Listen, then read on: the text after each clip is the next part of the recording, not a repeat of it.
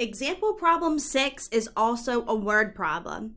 The problem reads, a radiologic technologist has been instructed to prepare 200 milliliters of barium solution for a patient that will be undergoing a GI test. How many liters of solution will the technologist prepare? So the first thing that we always do is figure out what we are starting with. And so we are starting with 200 milliliters.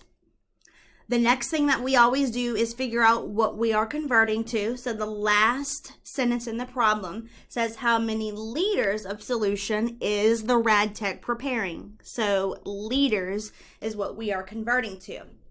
Now we decide whether this is a single step problem or a multi-step problem. So we are converting from something with a prefix to a base unit. And that makes this a single step conversion. So we can go ahead and draw our multiplication symbol, draw our division bar, and bring milliliters down to the denominator to cancel, with liters on top since it's in a single step. We give the 1 to the thing with the prefix, which is milliliters, and the metric system constant to the base unit, which is 1 times 10 to the minus third. Milliliters cancels, and we're left in liters, which is what we're supposed to be in. And so you can go ahead and put this into your calculator as 200 times 1 times 10 to the minus third.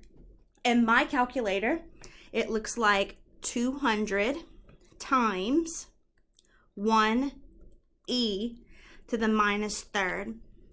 And so you can press enter and you'll see that that is 0.2 liters. You can go ahead and box that in and let me know if you have any questions.